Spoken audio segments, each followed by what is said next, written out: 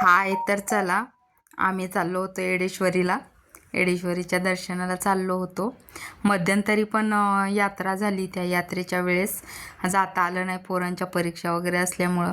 मग आता गावी गेलो होतो. मग गावी गेल्यानंतर सुट्ट्यांसाठी मग म्हटलं चला आई येडेश्वरीचे दर्शन घेऊन येऊया. मग सगळी फॅमिली, बहीण वगैरे, सगळे फॅमिली, आई वगैरे सगळे घरातले सगळेजणच देवीच्या दर्शनासाठी निघालो. खूप गर्दी होती खरं. पौर्णिमा होती त्या दिवशी. ही बघा गर्दी दिसते का? खूप गर्दी होती पौर्णिमे दिवशी. असं वाटलं की आज एवढ्या गर्दीत उगाच आलो, नंतर आलो असतो तर बरं झालं असतं. पण ठीक आहे, असू दे, पौर्णिमे दिवशी चांगलं असतं म्हणतात. होती गर्दी, तरी पण आम्ही संध्याकाळच्या ठिकाणी गेलो होतो. त्यामुळे जरा गर्दी कमी कमी होत गेलेली असते. काय होते माहिती आहे का? तुळजापूरला जे लोक भाविक भक्त जातात ना, ते येडेश्वरीच्या दर्शनाला येतात, त्यामुळे एवढी गर्दी होती. आणि तरी पण कमी कमी दिसतच होती गर्दी झालेली.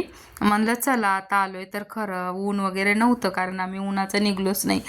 निवांत 5 वाजता जायचं म्हटलं, दर्शन वगैरे होते. तरी पण कशाचं काय, या गर्दीमध्ये व्यवस्थित दर्शन होते. तसंच गेलो. आपलं जाताना पण दुकानं वगैरे लागत होती, मस्त मजा येत होती. पण जायला बघा ना किती छान असं विकायला फुलांची झाडं वगैरे, शोचं साहित्य वगैरे होतं दुकान. त्यामुळे आमची संपूर्ण फॅमिली अशी पुढं चलत होती आणि मी पाठीमागून असं शूट करत होते मस्तपैकी. माझ्या आईचं लक्षच होतं माझ्याकडे. ही पाठीमागं आहे तर काय करते, तर मी पाठीमागून ना असं शूट करत करत येत होते. म्हटलं चला येडेश्वरीचं सगळं म्हणजे आजूबाजूचा परिसर वगैरे, गर्दी, देवस्थानाचं किती लोक असतात काय, सगळं असं शूट करून घ्यावं आपल्या फोनमध्ये, म्हणून मी असं शूट करत होते.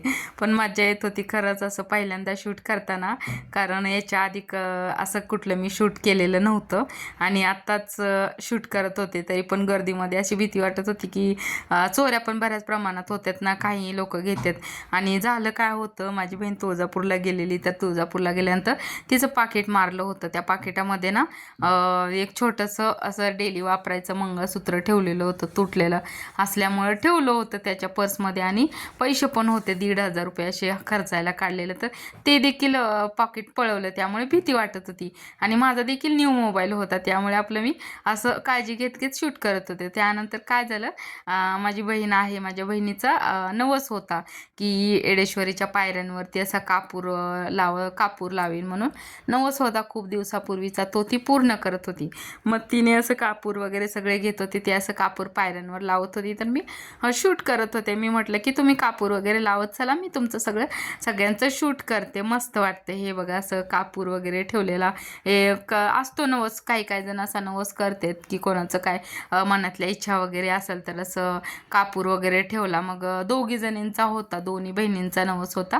मग त्यांनी असं कंप्लीट करत होते मस्त. आणि मजा काय होती, मुलं असं कापूर ठेवत ठेवत जात होते आणि त्या लावत होत्या. त्यानंतर असंच एका व्यक्तीचं काहीतरी नवस असेल, त्यामुळे ती लेडीज ना प्रत्येक व्यक्तीला हळद लावत होती.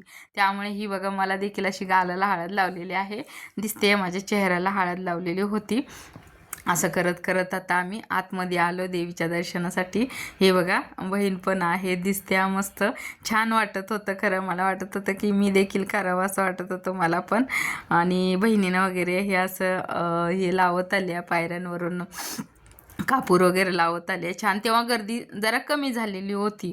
अगोदर खूप गर्दी होती खाली, नंतर कमी झाली. मग म्हटलं चला आता शिस्तात सगळं करता येतं. तर ही बघा माझी मुलगी, ती देखील असं कापूर ठेवते आणि पुढं चलते कापूर ठेवत ठेवत.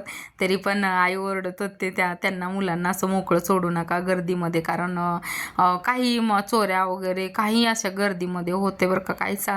काय नाही होईल असं सांगण्याची शक्यता कमी आहे. त्यानंतर देवदर्शन वगैरे सगळं झालं आणि दर्शन झाल्यानंतर खाली असं उतरताना पण गर्दी कमीच झाली होती. मग त्यानंतर बहिणीला सांगितलं माझं जरा शूट घे ना पायऱ्यावरून उतरताना. मग मी अशी लिंबू कलरची साडी घातलेली आहे बघा, कशी वाटते मला नक्की सांगा.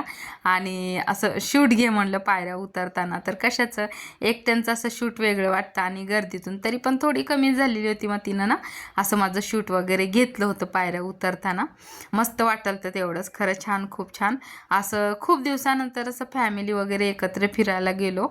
त्यामुळं खूप छान वाटत होतं. कुठेच फिरायला जात नाही ना, सतत घर घर. आणि गावाकडे गेलं तरी गावाला ऊन. मग बहीण वगैरे पण सुट्ट्यांसाठी आलेली होती, मी पण गेलेली होती, मुलगी वगैरे. त्यामुळं मस्त एन्जॉय करता आलं. एवढं तरी देवदर्शन आमच्या हातून घडलं, त्याचंच खूप छान वाटत होतं. त्यानंतर खाली आलो, असं फोटो वगैरे काढला, असं फॅमिली फोटो वगैरे असं माझी एकटीचं पण काढत होती मंदिरात वगैरे. ही बघा गर्दी केवढी पाठीमागं. त्यानंतर अशी ही फॅमिली बघा ना, अशी बसले, आमची आई वगैरे, बहीण बसले. आणि असं मग नंतर मी माझं आणि माझ्या मुलीचं फोटो वगैरे काढत होतो आम्ही तिथं डोंगराच्या बाजूला. खूप इच्छा होती अजून खरं तिथं टाईम स्पेंड करायची, फिरायची वगैरे. पण दिवस मावून गेला होता, म्हणजे पूर्ण संध्याकाळच होत आली. त्यामुळे ना काही जास्त वेळ बसता आलं नाही. देवदर्शन वगैरे केले, फोटो वगैरे काढले मस्त. आणि तिथून येताना आईस्क्रीम वगैरे खाल्ले, फोटो काढले मस्त. आणि फिरलो इकडं तिकडं. मग काय अंधारच झाला. मग चला म्हटलं आता अंधार झालाय तर घरी चला. मग तेवढेच येतात असे फोटो काढलेले होते. तर चला म्हणलं, तेवढंच मस्त एक देवाला गेलेलं फील छान येते. आणि त्यामध्ये असं देवाचं हळदी कुंकू, हळद वगैरे लावलेली, त्यामुळे तर देवदर्शन केल्यासारखं मनाला फील होते असं. त्यानंतर सगळे असे फॅमिली फोटो वगैरे काढले. आणि एवढी गर्दी होती बाप रे, त्यामध्ये तर कोण आपल्या कोण काय कळतच ना. त्यानंतर खाली आलो आणि असं एक मंदिराचं